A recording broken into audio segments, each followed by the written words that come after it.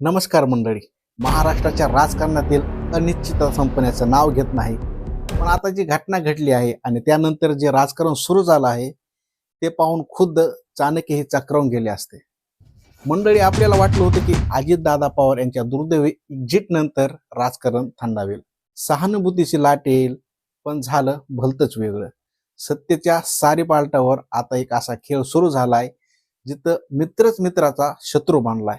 एकनाथ शिंदेची शिवसेना ही भाजपसोबत सत्तेत आहे, ती अचानक शरद पवार यांची बाजू काय घेते? देवेंद्र फडणवीस खोटं बोलत आहेत असं अप्रत्यक्षपणे शिंदे गटाचे नेते का सुचवत आहेत? आजच्या व्हिडिओमध्ये आपण याचाच उलगडा करणार आहोत. 12 फेब्रुवारीच्या त्या सिक्रेट प्लॅनचा त्याचा दावा शरद पवार यांनी केलाय आणि त्याला दुजोरा दिलाय खूप शिंदे गटाने. होय मंडळी, ही फक्त विलीनीकरणाची चर्चा आहे की महायुती तुटण्याची नांदी आहे? शेवटपर्यंत व्हिडिओ पहा, कारण आज आपण पडद्यामागचं सत्य बाहेर काढणार आहोत. मंडळी, विषय सुरू होतो एका गंभीर घटनेपासून. राज्याचे उपमुख्यमंत्री अजितदादा पवार यांचा जाणं हा राज्यासाठी धक्का होता.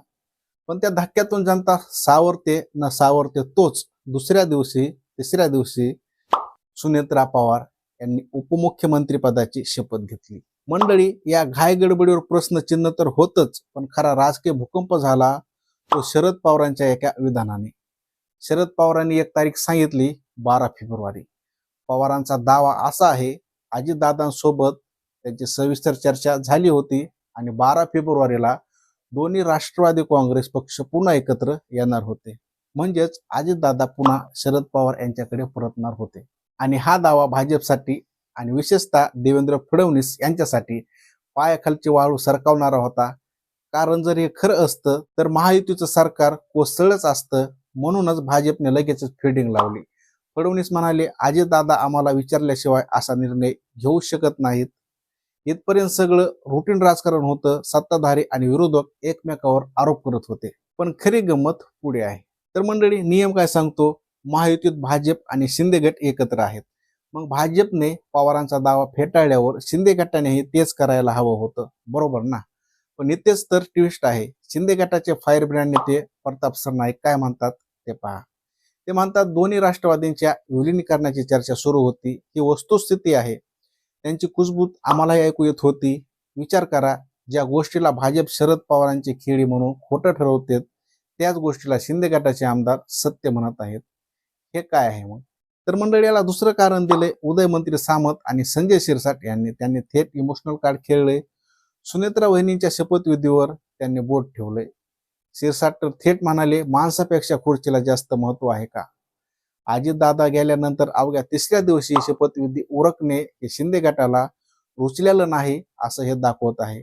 पण मंडळी, हे खरं प्रेम आहे की पॉलिटिक्स? काय आहे पडद्यामागचं राजकारण?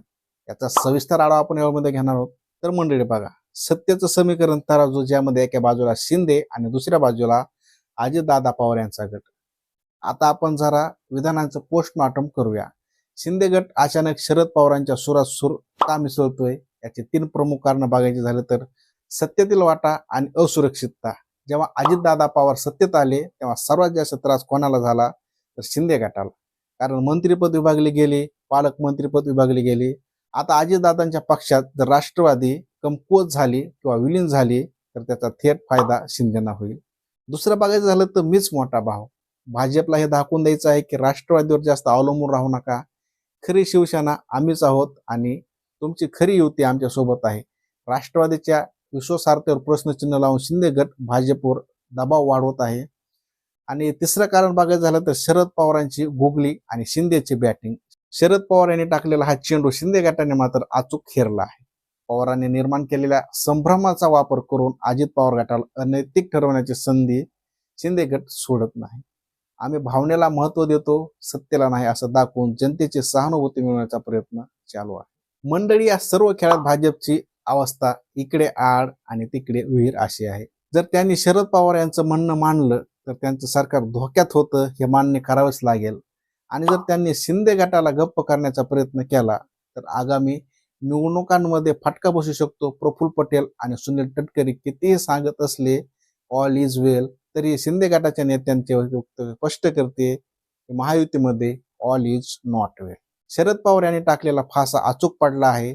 त्यांनी फक्त अजित पवार गटालाच अडचणीत आणलं नाही, तर महायुतीतील संशयाचं भूत उभं केलंय. आणि आश्चर्याची गोष्ट म्हणजे मुख्यमंत्री एकनाथ शिंदेची टीम त्या भूताला खतपाणी घालत आहे. तर मित्रांनो, चित्र स्पष्ट आहे. 12 फेब्रुवारीला विलिनीकरण होणार होतं की नाही, कदाचित आता कधीच सिद्ध होणार नाही. पण त्या तारखेचा वापर करून शिंदे गटाने भाजप आणि अजित पवार गटाला चेकमेट देण्याचा प्रयत्न नक्कीच केलाय. महाराष्ट्राच्या राजकारणात निष्ठा आणि तत्व हे शब्द आता फक्त डिक्शनरीमध्ये उरलेत का?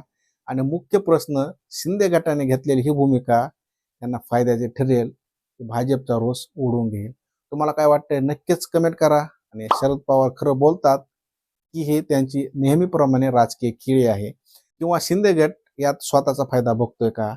तुमचं मत नक्कीच कमेंटमध्ये नोंदवा आणि बघत राहा राजतक मराठी. तेव्हा पुन्हा भेटूया अशाच एका नवीन व्हिडिओमध्ये. तोपर्यंत जय हिंद.